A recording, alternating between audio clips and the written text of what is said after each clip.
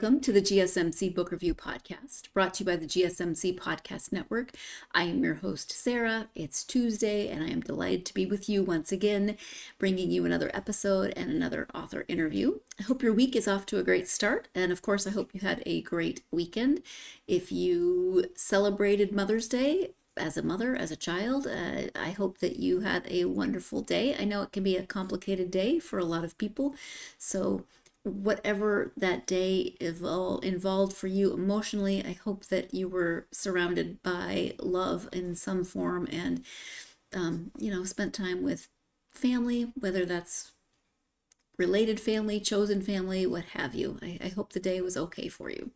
I did talk to my mom on Sunday. I almost always talk to my mom on Sundays, but of course I would have called her on Mother's Day, but I do appreciate being able to talk to her every week, regardless of the fact that we live on separate continents now. And that actually comes up in today's conversation with the author, because the main character, the protagonist of this book, moves to the US and her mother is still in Israel, but it's a different time. So I can call my mom very easily, or I can even have a video call with my mom and see her. And this is set in a time when it's not that easy. So that conversation comes up, but that's a little bit later. Anyway, very happy to be able to talk to my mom on Mother's Day. And and then the rest of the weekend, Saturday, spent the afternoon with a friend, the same friend who made my fabulous birthday cake. And for my birthday, she also gave me a paint your own mugs set, because there's two of them. They're very cute. They look like they're hugging. So it's a set. There's two. I already said that there's a set, there's two of them, and it just seemed appropriate that we paint them together. So Saturday, we spent the afternoon. I like to mash words together, so I like to call it a crafternoon. So we spent the crafternoon painting our mugs, and her husband made lunch, which was very sweet of him, and we went for a walk. Just very nice. Also managed to get some work done this weekend, so it was productive in a lot of ways. Not a bad weekend, can't complain. So I hope that your weekend went well, that your week is off to a great start. I forgot to do one thing as I started this episode, and that is to ask you to please like, follow, and subscribe on whatever platform you're either listening to or watching this episode on. It really does help the algorithm get the podcast out to more readers like yourselves.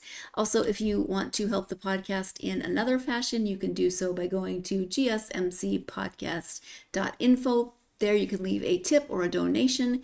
If while you're there you would like to leave a question or a comment, I'm happy to engage with those. Love hearing from you. So let me know if you have questions or what you're thinking about any of the interviews that I do with the authors, who you've read, etc. But if you do want to help the podcast in a monetary fashion, not just the podcast, but the network as a whole, you can do so by going to gsmcpodcast.info. You see that in the video playing next to me, but it's also scrolling along the bottom of the screen throughout the episode. Thank you, as always, for every bit of support that you have in the past and continue to give this podcast. It is greatly appreciated. Thank you so much. All right. Normally I do that at the more toward the beginning. Just forgot tonight. But let's talk about this week's book. I am speaking with author Zeeva Bukai about her book, The Anatomy of Exile. The description is as follows. In the wake of the 1967 Six-Day War, Tamar Abadis' world collapses when her sister-in-law is killed in what appears to be a terror attack, but what is really the result of a secret relationship with a Palestinian poet. Tamar's husband Salim is an Arab and a Jew. Torn between the two identities and mourning his sister's death, he uproots his family and moves them to the U.S. As Tamar struggles to maintain the integrity of the family's Jewish-Israeli identity against the backdrop of the American melting pot culture, a Palestinian family moves into the apartment upstairs, and she is forced to reckon with her narrow thinking as her daughter falls in love with the Palestinian son. Fearing history will repeat itself, Tamar's determination to separate the two sets into motion a series of events that have the power to destroy her relationship with her daughter, her marriage, and the family she has worked so hard to protect. This powerful debut novel explores Tamar's struggle to keep her family intact, to accept that love is taboo, and grapples with how exile forces us to reshape our identity in ways we could not imagine. So again, that is The Anatomy of Exile by Zeeva Bukai. It is what, I don't know if this is a real term. I doubt I made it up. I'm sure I must have heard it somewhere. I kind of think of it as contemporary historical fiction, meaning that it starts in 1967, it ends in 1973. So while it is in the past, it is in a different era, if you will. There's also people who are still alive, who were alive then and could tell you about this time period.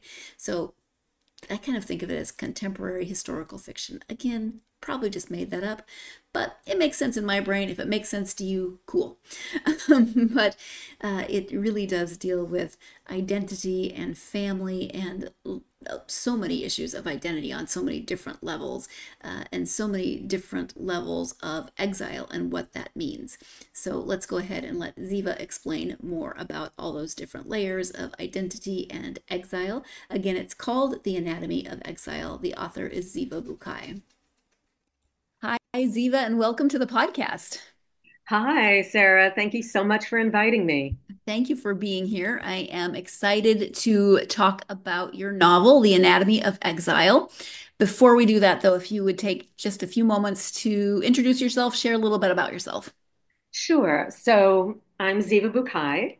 I am a teacher, a writer. I'm also the assistant director of academic support at SUNY Empire State University.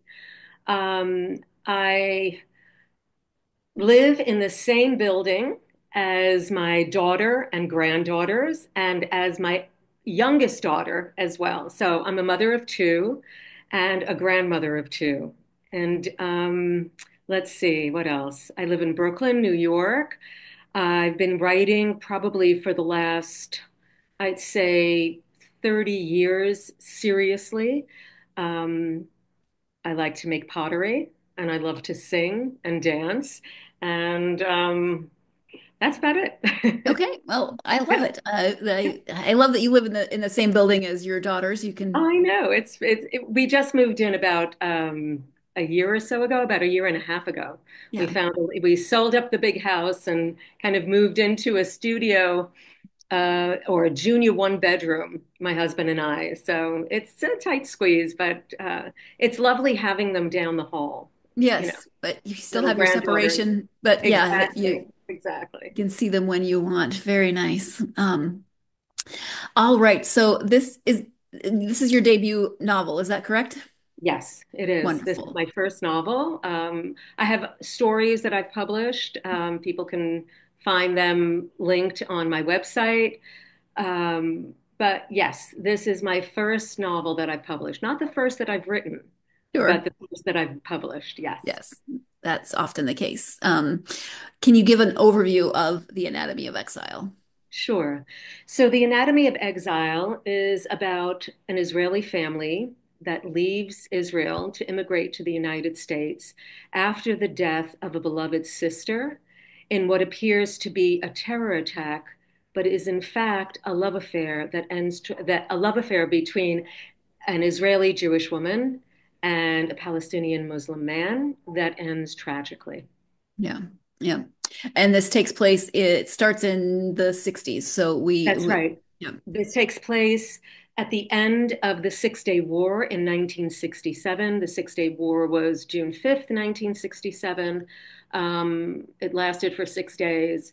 This takes place probably a few weeks after that and ends in 1973 after the Yom Kippur Wars. mhm, Um, these two wars kind of bookend the yeah, novel.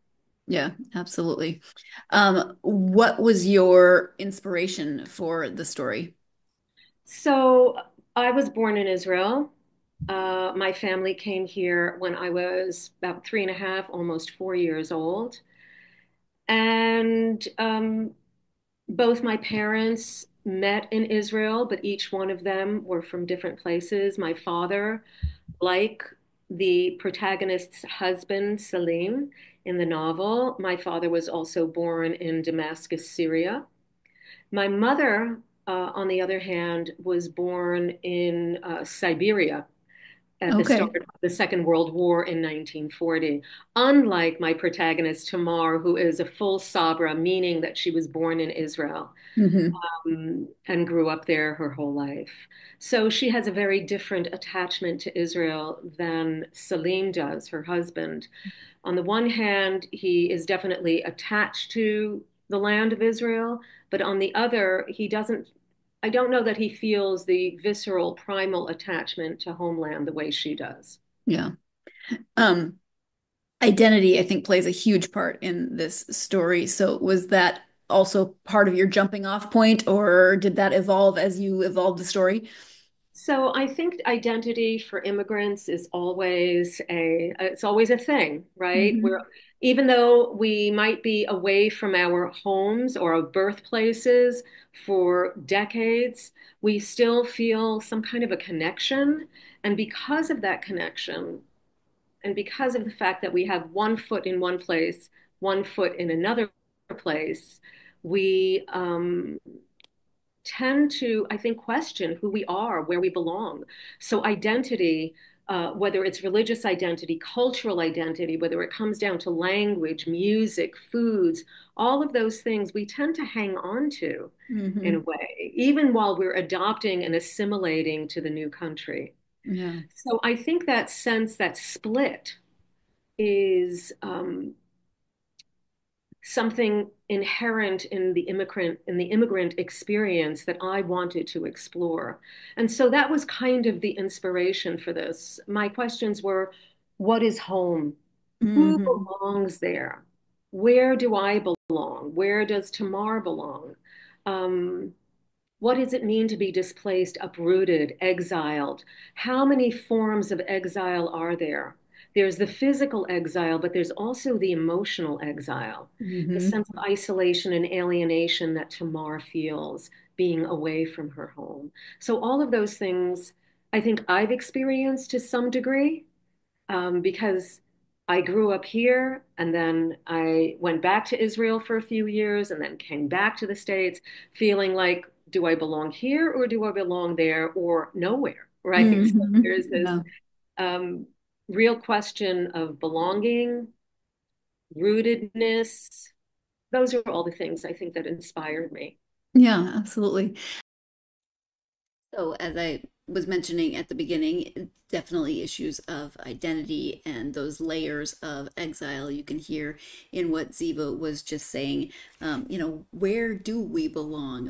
Where we belong has a lot to do with our identity. Where we belong has a lot to do with how we feel about exile on so many different levels. So, we're going to go ahead and take our first break of this episode. When we come back, we'll be talking about that issue of identity, that sense of identity through the lens of family. This is definitely a family saga, a family story. You're tuned in to the GSMC Book Review Podcast, and I'll be right back. I feel like I'm losing my mind. Is everybody in the world blind? Please, Lord, give me a sign, a sign. I feel like I'm losing my mind. Is everybody in the world blind? Please, Lord, give me a sign, a sign. I wanna be the greatest. Everybody on the fake shit. I look around and feel like everybody is the fakest. I make this every day and I'm impatient, hoping one day I blow up from the basement. Statement, the top is so vacant. I don't hear shit that I think is amazing. Waiting for my day when I'm playing sold out shows for 1,000 faces. Hey, give me that crown, get in my way and to be put down. It ain't your place, all this my town. If I want that shit, then I'll get it right now. I'm losing it, the noose it fits. I'm losing shit, a stupid myth. You choose to live or choose to dip. You choose to fight or lose your grip and lose a gift. I feel like I'm losing my mind. Is everybody in the world blind?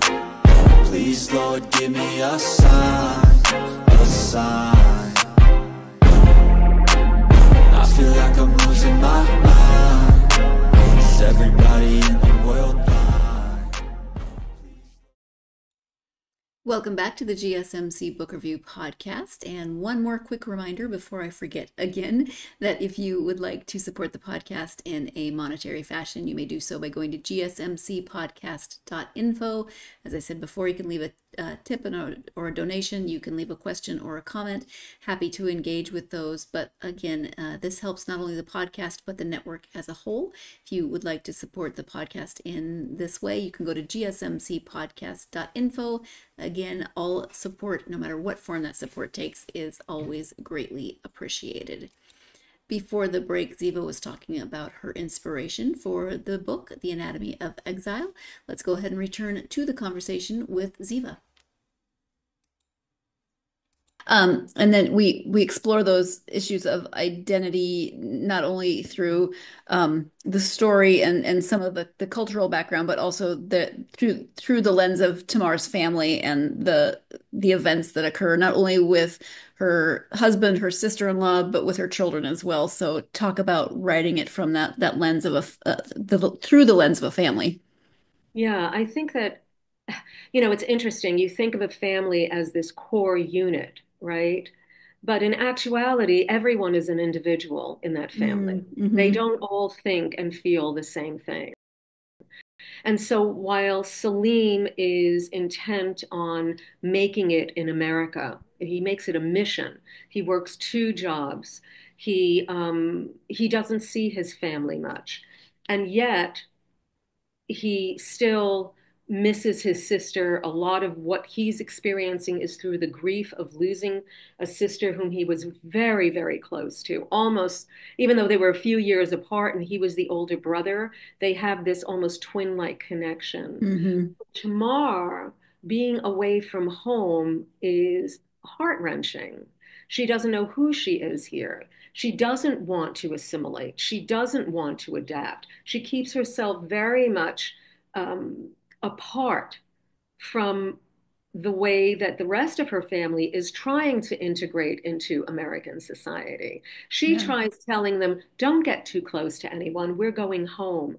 Because Salim promises her that in 5 years, he's going to make it rich and he's going to take her, he's going to take the family home.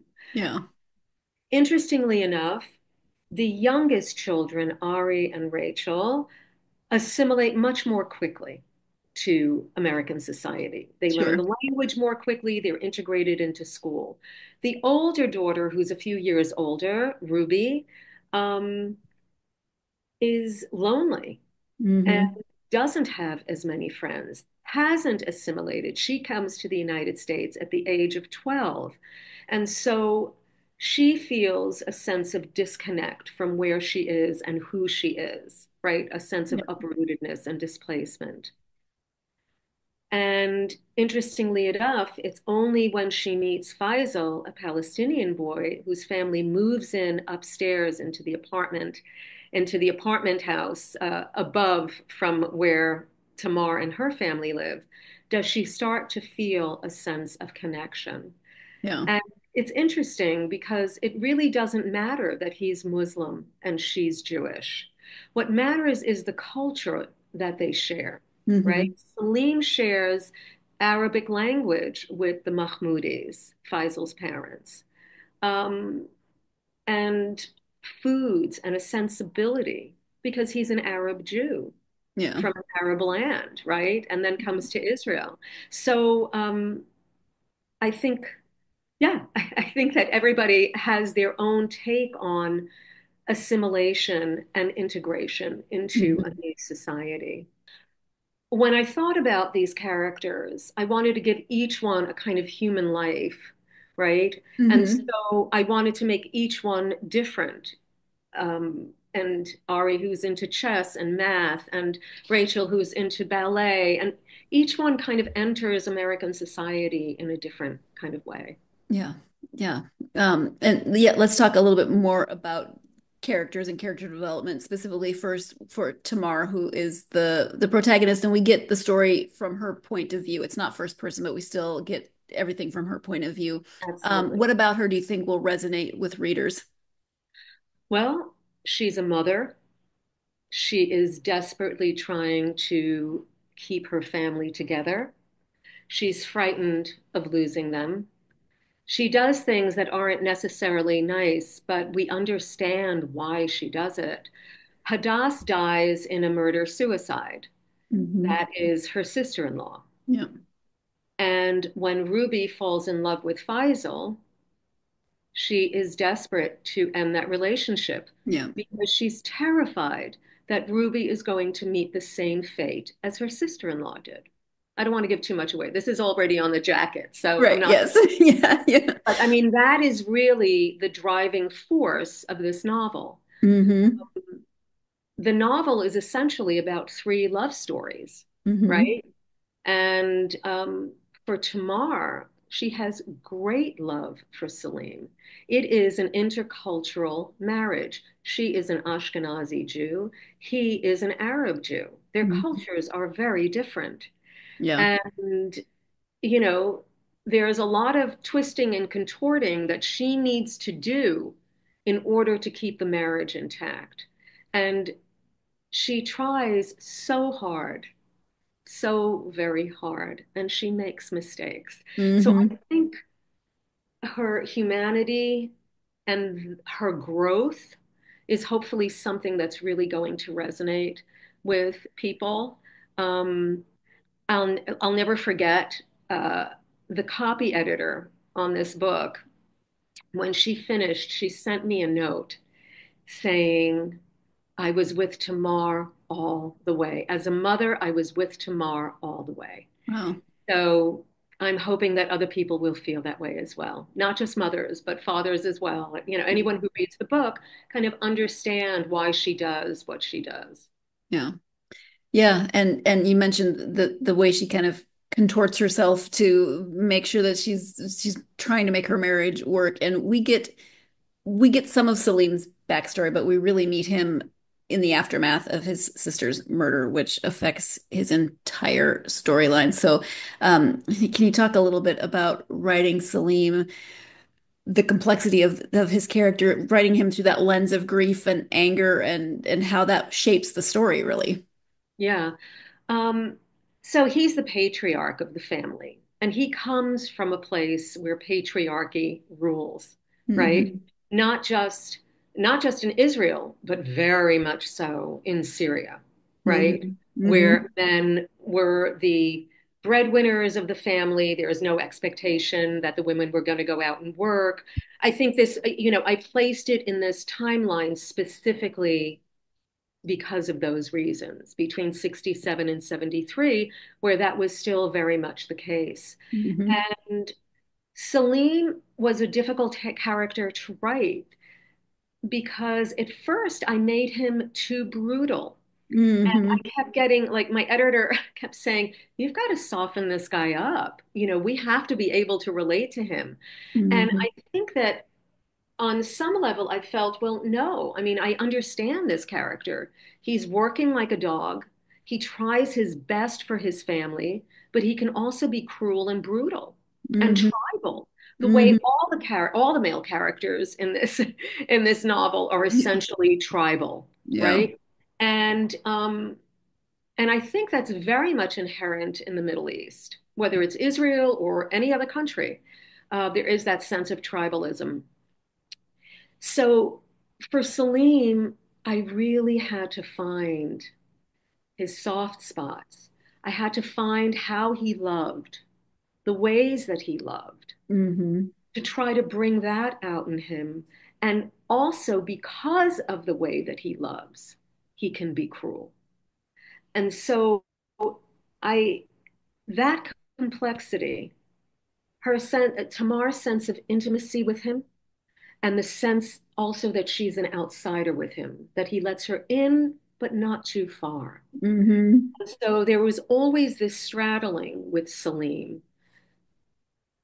to show the complexity of this man who grew up in what was known as Haret el Yahud, the Jewish quarter in Damascus, Hmm.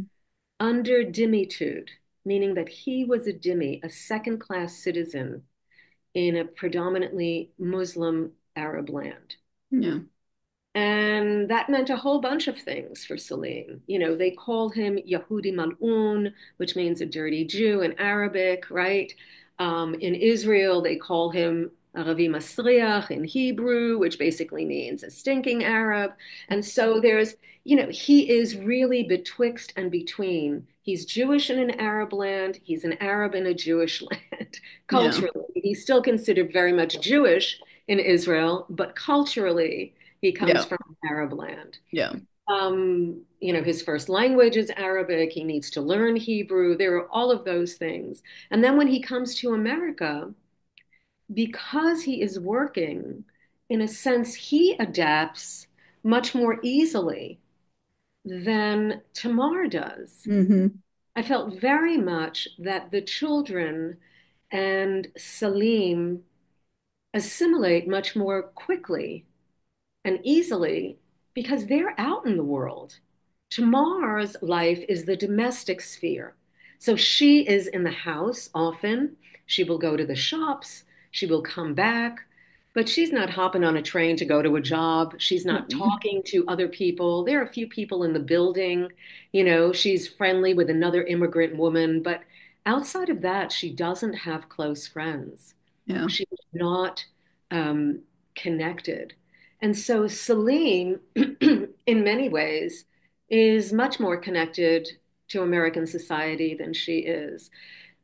But he is, after the death of his sister, angry, grief-stricken, and feels betrayed on many levels. Mm-hmm. Yeah. And feels that all he has is his family. But as things develop throughout the novel, he begins to lose that sense as well. Yeah. So, as you can hear, Tamar and Salim have very different experiences when the family moves to New York.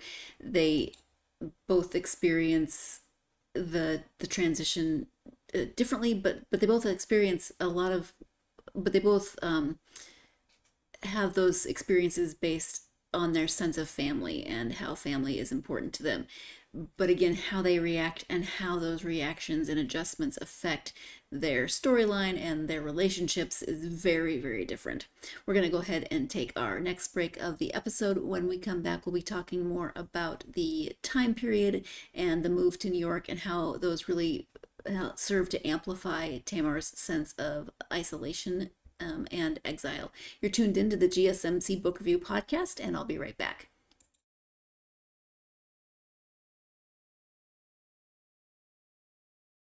For the best and latest podcasts available anywhere, go to the podcast app on your cell phone and type in GSMC to access free content-rich podcasts on health and wellness, book reviews, sports, entertainment, relationships, social media, movies, technology, finance, and even weird news. Subscribe and download the GSMC Podcast Network's family of shows, available everywhere podcasts are found.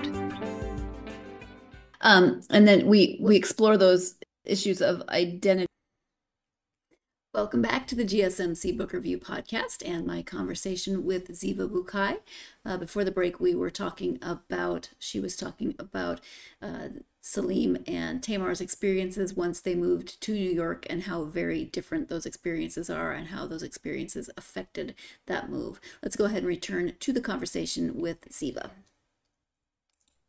And I think the setting that you chose also really helps to amplify Tamar's sense of isolation because it is late 60s, early 70s. She can't just pick up the phone and call someone in Israel. She can't call her mother. There's one line where it says her mother, she gets a letter from her mother twice a month. It takes that long for an aerogram to get there. Exactly. Right? So it's a very different world. Yeah. And the one we live in now, which is so connected. Yeah. But back then, that sense of isolation, that break with home, I think can be devastating. Yeah. Yeah. There's a wonderful book by Sandra Cisneros called The House on Mango Street, which I'm sure that a lot of people know. And there's a little chapter there about a woman who comes from South America. And there's one line that I think really crystallizes this sense of what women, especially at that time, feel about being torn away from their home.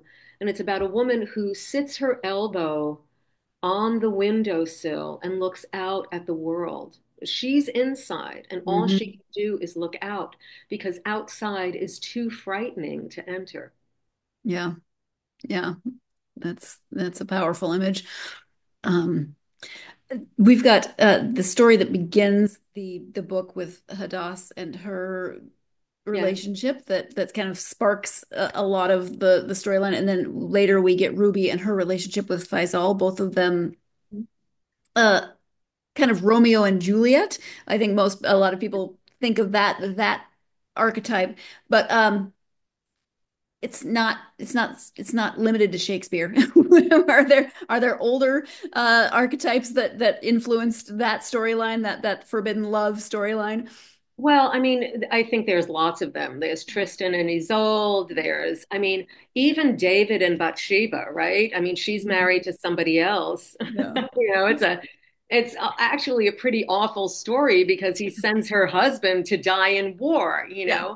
Um, but this idea of forbidden love, and of course, West Side Story. I mean, God knows I grew Mhm. up on West Side Story. So, and of course, Romeo and Juliet.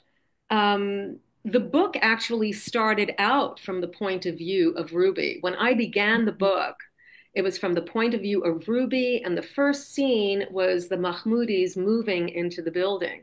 So you can see how much the book has changed. Yeah. As I wrote it, I started I started feeling that Ruby's point of view was too narrow and began writing alternate chapters from the point of view of Tamar. And a friend of mine in my writing group said, I hate to tell you, but Tamar is the much more compelling character. The way she's telling the story feels kind of more essential. It's moving the plot forward. Yeah. And I thought, oh boy, I was about 2 years in, and I just, Oh, gee. okay, Yeah. what am I going to do now? And I really thought about it and began writing from Tamara's point of view. So the Romeo and Juliet trope is something that runs through the novel. But I almost feel that Tamar and Salim are Romeo and Juliet as well because of Mm. that intercultural marriage, this sense of loving the other. I think that's a very big theme in the book, the Yeah. possibility that you can, right? I think the possibility that you can love someone that your parents, that your society aren't necessarily going to sanction. Hmm. They're not going to be okay with it, Yeah. right? Yeah. And then how do you embrace that? How do you embrace that marriage? And I think it's even harder when you have two different religions, right? Yeah. And Yeah. especially people who are considered your enemy, Yeah. right? Yep. And so it becomes um, much more complicated, that Romeo and Juliet trope. Yeah. Uh, I think Shakespeare, took something that had been around for a long time of where, two households, right? Two very different families. And the children are the ones that want to bring them together, but the parents are too entrenched in their own hatred of each other to see Yeah. beyond it. Yeah. And then, of course, it ends in, for some, it ends in tragedy. Yeah. And I think we really see that through Tamar's eyes in that um, she's seen, on the one hand, she's seen what it did to Hadass and what her relationship caused. On the other hand, she married Salim against her mother's wishes. Her mother was not for the marriage. So, Yeah. but now she's watching her daughter go through something similar. So she has to figure out, okay, well, are we going to continue the generational trauma? Are we going to somehow move past the Exactly. generational trauma? And you see that Yes. struggle through her story. Yes, exactly. And the thing about it is that, this was not an easy story to write. I Hmm. had to really come to it in the most compassionate, sensitive way that I could for every single character. For me, one of the most tragic characters is not necessarily Hadass, but Daoud, the person that she loves, the person that Hmm. she has an affair with for 15 years. Yeah. She marries someone else, has children with someone else. Mm-hmm. This affair stays constant. She cannot let it go, and he can't let her go. Yeah. But he's the one who really loses out. He has no, he doesn't marry in his uh, within his tribe, let's say, right? Yep. Yep. And he's kind of stuck betwixt and between. He's literally in the netherworld. There's nothing for, he feels that there's nothing for him outside of Hadass, and yet Hadass, fearing Salim's reaction to this, doesn't ever solidify what she has with Dawood, you And know. it's interesting that you say that because it's Salim that she worries about, not her own husband. She doesn't want it, it's the reaction of Salim. Exactly. Because that relationship, Salim sacrificed an awful lot for Hadass. Yeah. He stopped going to school. He went out to work. He took care of her in a way that his parents were completely incapable of doing. Yeah. So he is both father, brother, and friend to her. Yeah. And that is the attachment that they have. So she doesn't want to disappoint him. She can't. She Yeah. can't disappoint him. And that's kind of where the tragedy lies, this idea of family secrets. We keep secrets from each other, and that kind of poisons the well. And so there's elements of that in the story. Yeah. Yeah. So I would imagine there was a lot of research in terms of it being historical fiction, but what can you pinpoint a specific piece of research that you found particularly interesting in the process? So it's interesting because a lot of this is sort of contemporary history in the sense Mhm. that it's not 100 years ago. There Right. were people that I could talk to. So one of those people that I spoke to was my cousin Shimon Karmi, who is a professor. He's both a historian. His specialty is Israeli and Middle Eastern history. I actually gave him the book to make sure that everything that I wrote was correct. Hmm. There were a few pieces of history that kind of dovetailed with family history. So that sort of wove its way through. An example of that. So there's two main examples of that in the book. The first is the way that Salim and Hadass come into Israel.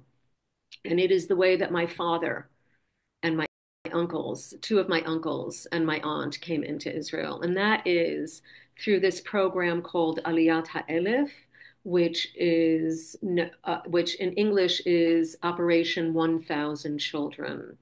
And this took place in 1945, 1946, although there were Syrian children coming much earlier than that into Israel, as early as the 1920s, if not Hmm. before. During the Ottoman Empire and during the British Mandate in Palestine, people were allowed to travel from one country through another, and there were actually trains going from Damascus to Jerusalem.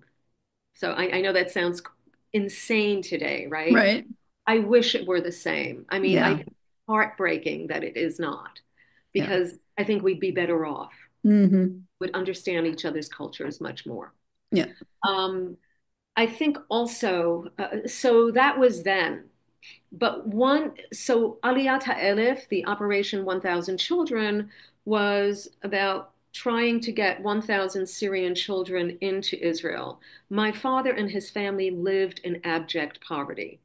Not your typical poverty, but poverty as to, no shoes on their feet, 10 children sleeping in one room on mattresses on the floor. Hmm. Um, Cooking was done outside in the courtyard with other families.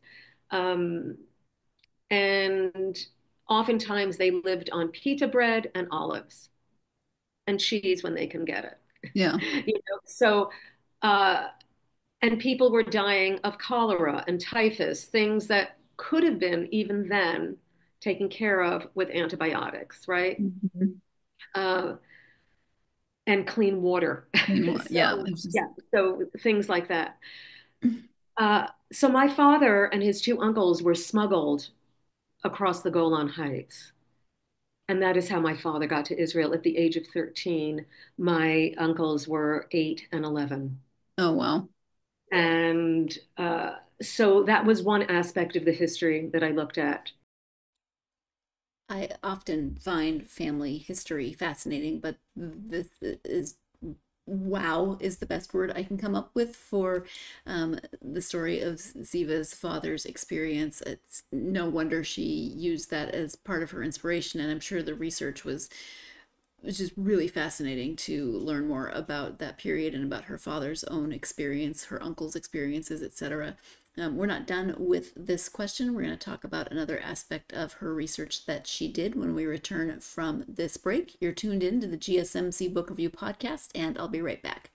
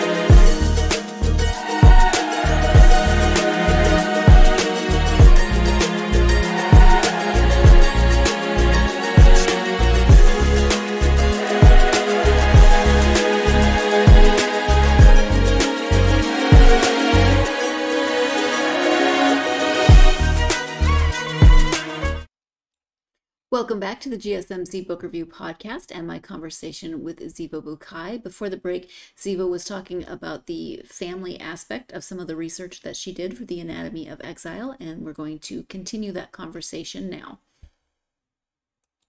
The other was Kfar Ma'an, the village that I created. Yeah. Was actually based on an abandoned Arab village near Tel Aviv. It's actually in Ramat Aviv, where Tel Aviv University is today. And it was called Sheikh Munis. Now, Sheikh Munis was abandoned in March of 1948. The Arab residents there, who had been there probably for a good 200 years, and there were about between 2,000 and 3,000 residents in this village. It was quite large. They grew citrus. They had, citrus groves, and were part of the whole Jaffa orange industry. Mm-hmm. The village was abandoned because they feared that they were going to be killed, both in the war, right? The War of Independence is doesn't start until after May 1948, when Israel becomes an independent state, Mm-hmm. where the United Nations basically assigns partition. Part of Israel goes to the Palestinians, the other part goes to the Jews. And the Jews accept it, the Palestinians reject the partition. And so Egypt, Syria, Jordan immediately go to war with Israel. So this happens in 48, and the war lasts about a year. The Arab residents who leave in March of 1948 actually leave before the partition plan goes into effect, out of complete terror. They're absolutely sure they're going to be killed. Yeah. In 1949, the nascent Israeli government, needing housing for an influx of people coming in now from Europe, because it's the only place that European Jews can actually come into. They're all in DP camps at this point. Mm-hmm. Most of them, if they didn't have any place else to go, Yeah. which most of them did not, because their families were killed and their homes were taken. Yeah. So there is the beginning now of an immigration into Israel from Europe. But there are also all of these people in Israel at the time, Yemenite Jews, other Mizrahi Jews, Syrian Jews, Iraqi Jews who are living in Israel for quite a while. So the government places 200 families on this land, on Sheikh Munis, in those houses. Hmm. My family were in Sheikh Munis. My father was there. My aunt, her husband, and my cousin were there. I think I was conceived there because my parents lived there when they got married, Hmm. then left. But so I felt this connection. When I went to Tel Aviv University, I remember my father saying to me, "That is Sheikh Munis. I live there." And that's when this was quite a long time ago, but that's when we began talking about this place. And so it's kind of always haunted me. Hmm. When I lived near the university, not just in the dorms, but took an apartment across the street, there was a citrus grove. And so there it was, kind of evidence of this place that had been abandoned. And then, my family had lived on. And so there was this sense of connection to that place. Hmm. So, in terms of that kind of history, so there was a lot of kind of family oriented history. Yeah. My husband fought in the Yom Kippur War, so I learned a lot about the war and kind of, what happened there. But I also read books on Mm, the sure. war. I read Avi Shavit's, My Promised Land. I read another book on the Yom Kippur War. I read about the Six-Day War. Um, so there were a lot of, I read a lot of Israeli authors, Palestinian poets, Israeli poets, just to kind of get the flavor and the sense. And of course, talking to my cousin Shimon about my book and making sure that I was getting the history right. And I also gave my book to a Palestinian sensitivity reader Mm. who lives in Haifa. And she read the book through twice. First time all the way through, the second time just the section about the Mahmoudis, which is about another 100 pages. So Yeah. um, I tried very hard to do my due diligence to get it right and also to get at an emotional truth, which for me feels even more important than Hmm. the facts. So for me, this doesn't feel like necessarily a historical novel, even though it takes place in history. Hmm. It feels like a literary novel about a family Yeah. and how they navigate the world. Sure. Yeah. So, what do you hope readers might take away from the book? Possibility and a sense of hope. Yeah. That's what I really hope they take away from the book, that the sense that people can grow, Hmm. that they can, that compassion is the way forward, that without it, we are never going to end this conflict. Yeah. That we need to hold spaces of, hold space for people to say, I'm in pain and I know that you're in pain, and to understand that the other is in pain as well. Um, so I'm hoping that they can see Tamar's growth, the way she begins to accept and change and grow more compassionate and grow more into who she is, develop her own identity as a person. Um, that's really what I hope for. I mean, I hope for that there's this sense of possibility that things don't have to last forever. Hmm. I have to hate you forever. Yeah. I can change that. But I Yeah. have to really, but it's really looking inward and being able to change it. Yeah. Um, that's what I'm hoping for.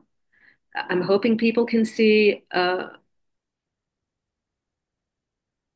light at the end of the tunnel.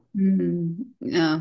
And we don't get Faisal's mother's point of view. Obviously, it's from Tamar's point of view, but there's one point in the book when um she and Tamar are not exactly seeing eye to eye, but she says, "You bring the coffee, or you bring the cake, I'll bring the coffee." I Like, think and it's kind of exactly. what you're saying, possibility and hope. Like we don't know. Exactly. Um, Yeah. it's not Yeah. much, but it's a little step for both It of them. is. And I think that those little steps, every single little step forward is a step forward, Yeah. right? I mean, Yeah. I think it's small things that will hopefully get us there. You know, it's a dark time right now. It is a very, very dark time.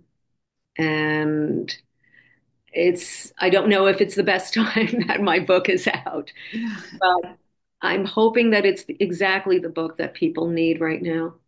Yeah. I really do.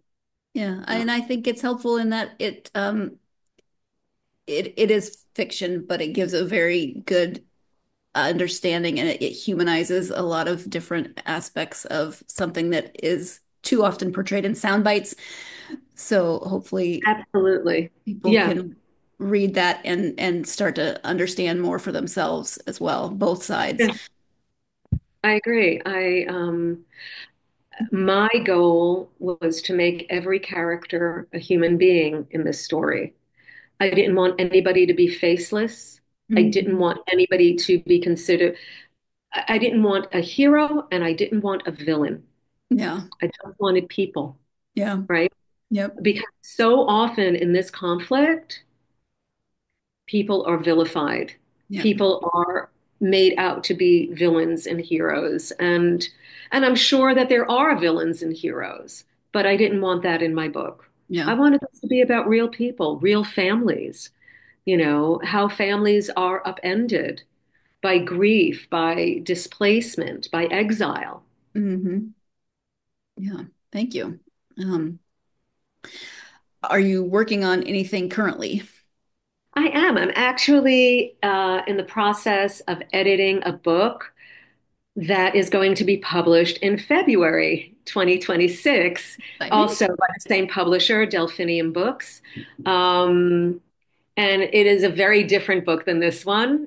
First of all, I mean, it's basically novella length, so it's a short book, but we Hmm. decided to publish it on its own, not with a collection. I feel that the themes in the book are big enough to sort of stand alone.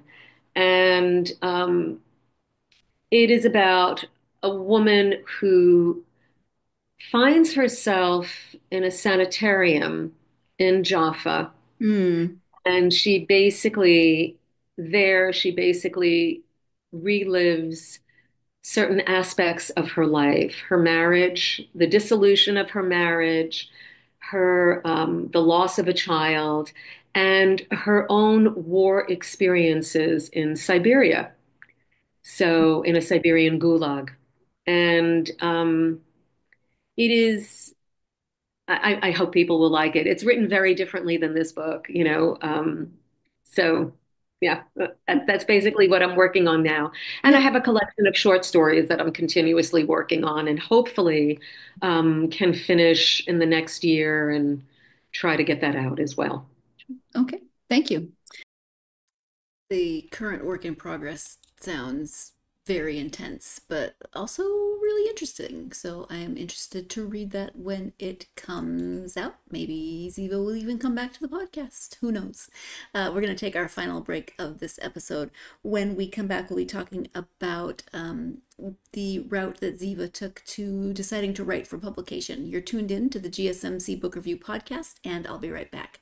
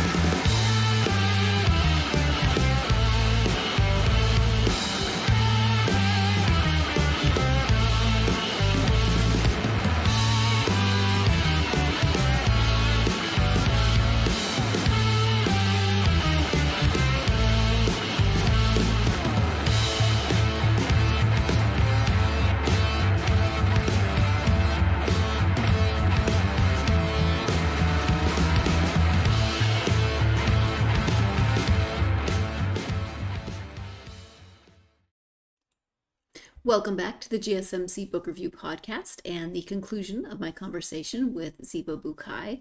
Before the break, Zeeva was talking about her current work in progress, which sounds very, very interesting. Let's go ahead and return to the conversation with Zeeva.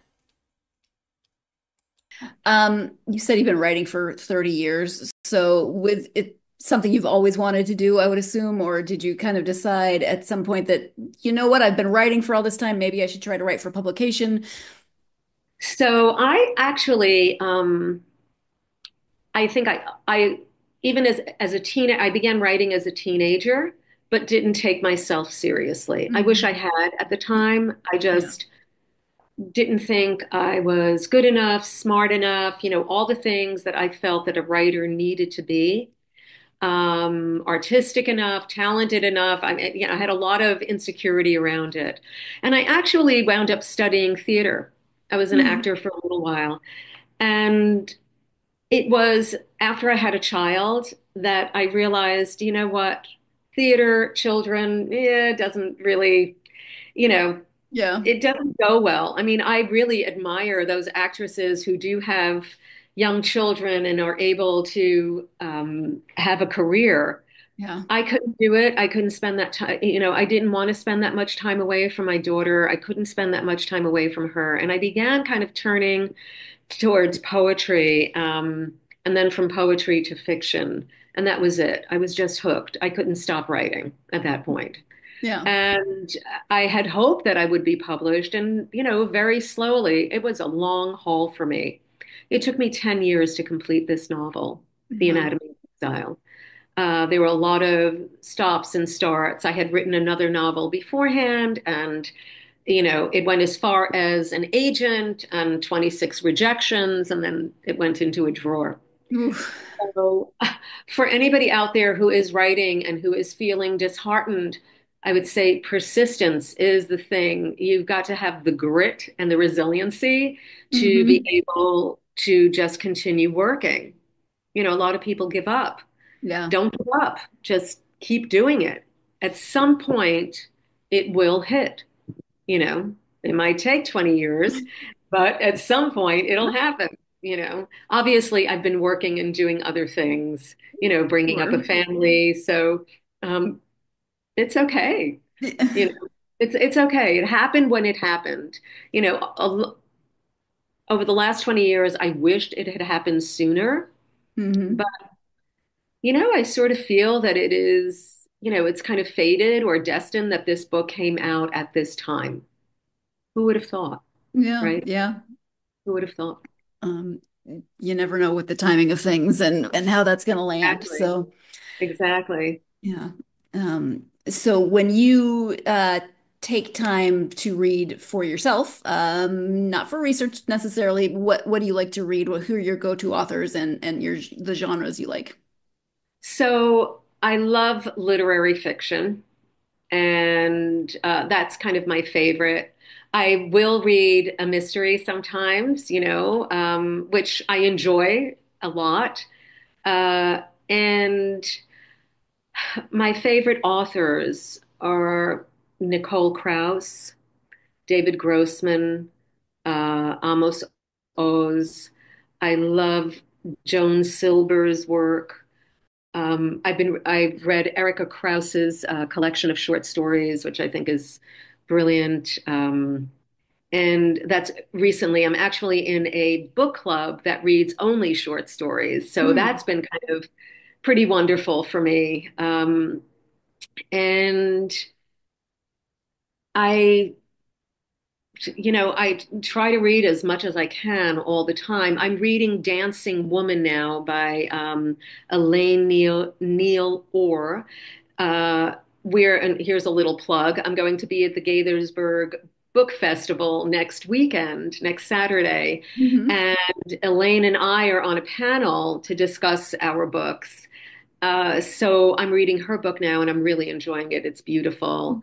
Uh, so yeah, Yeah. I'm trying to stay current, but at the same time, I go back to a lot of books. There are things that I've read by Nicole Krauss, like Great House, 2 or 3 times because I just feel inspired by her writing.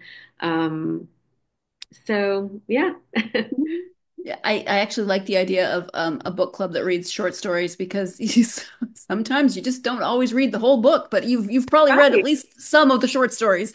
Exactly. There's that, and also, I mean, there's the other thing where short stories have a much harder time of getting published. Collections of short stories don't get as much press. You'll have a few of them, like Kelly Link, who writes short stories, very popular. You'll have a few people like that. But overall, people who are publishing their short stories, um, are not getting the attention that, let's say, a novel will get. So this is one way for us to give those people attention. We're reading Laurie Ostlin's new collection for our June meeting. So I'm looking forward to reading that. Yeah, very cool. If people want to know more about you and the book or your other writings, website if you have one, and any social media that you're active on. So I'm active on Facebook and Instagram. And my website is zeevabukai.com. I love hearing from people, and definitely you can find out all the information about this book, reviews, and reviews, blurbs, all of that, any news and events, and as well as other stories that I've published and other things that I've published are there. Okay, thank you so much. Zeeva, is there anything that we haven't talked about that you wanted to make sure you highlighted or mentioned during our time together? No, I actually think we pretty much covered everything, but I do want to just kind of impress upon folks that uh, I would love for them to read my book. I would love to hear from them and see what they thought. Um, if you are reading my book or any author's book, please review it, even with Yeah. one sentence on Amazon or Goodreads. Um, Only because of the algorithms. This is, your book gets placed in a particular way when you have more ratings and reviews. So Yeah. it's really important to kind of move the dial for authors, especially debut authors that nobody Yeah. knows about, Yeah. And the other thing, I guess, I hope my book touches your heart. I hope it touches the reader's heart. I really do. Yeah. I hope they Yeah. come away with something that feels hopeful. Yeah. Well, thank you so much for your time today. Oh, Not only today, but the time you put in a decade to writing this book, to getting it out in the world. I really appreciate it.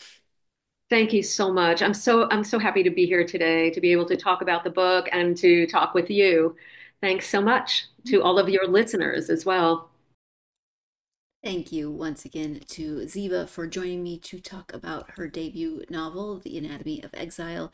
If you are a fan of, as I call it, contemporary historical fiction, but historical fiction, but still set in a relatively modern or contemporary time period, this is one you should check out if you're interested in learning more about this region and some of the conflicts that are still, of course, affecting so many people today. Then this might be a book for you to read, especially because you get Zeeva talked about making all of the characters very human. You get very human perspectives for the people in the book, from the points of view in the book, even though it's only really told from Tamar's point of view. I spoke to another author. We've spoken to him twice, and he's got a historical fiction book also set in Israel, but that's at the turn of the century, more toward the beginning of the 1900s.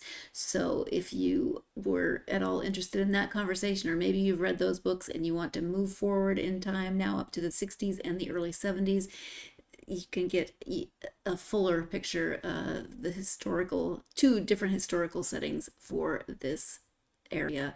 And granted, a lot of the book takes place in New York, but you're still going to get a very deep understanding of Israel and identity and exile, etc., and what goes into a lot of the emotional mindset of people who are trying to understand and hoping that things can someday be better in this part of the world. So if you're interested in this book, of course, please do check it out. Your reviews always help, as Zeeva said, so make sure you review those books that you love. Thank you so much for joining me for this episode. I hope that you will join me next time. I will be speaking with Sadie Hoagland, who is a returning author. We'll be speaking about her book, Circle of Animals. The main character, the protagonist, Sky, she's having an incredibly hard week. And, trigger warning, this does deal with sexual assault, so please be aware of that if you decide that you are going to either read it or tune into the conversation next week. But Sky experiences her mother going missing and sexual assault in her workplace in the same week, actually in about the same 12 to 15 hours. So it starts off with a lot of emotional and hard things happening in the protagonist's life. So I'm looking forward to having Sadie back on the podcast talking about her new novel, Circle of Animals. I hope that you will join me for that episode. In the meantime, as always, if you are a fan of the podcast, please do like, follow, subscribe on whatever platform you're either listening to or watching the episode on. That helps the algorithm. Something else that really helps the algorithm is, as Zeeva was saying about algorithms and reviews, leaving a review of the podcast helps that algorithm as well, gets that podcast out, this podcast out to more readers, and greatly appreciated. All of your support is greatly appreciated. If you're on social media and want to find the podcast, you can find it on Facebook, X, Instagram, TikTok, and Blue Sky. Come find the podcast, ask me questions, let me know what you've been reading, all of those things. I love hearing from you. I hope you're having a great week. I hope it's off to a good start and that you've got some good stuff going on as you head through the work week and toward the weekend. But as always, my main hope for you is that whatever the week is throwing at you, it also gives you plenty of time to get yourself lost in a good book. Thank you so much.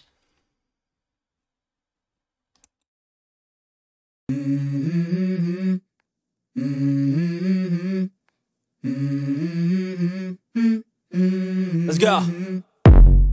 I wake up to a little bit of drool on my pillow, feel like it's gonna be a bad day. Yeah, I'm tired of shit, and the coffee ain't hit yet, damn, ain't that great. I don't wanna go to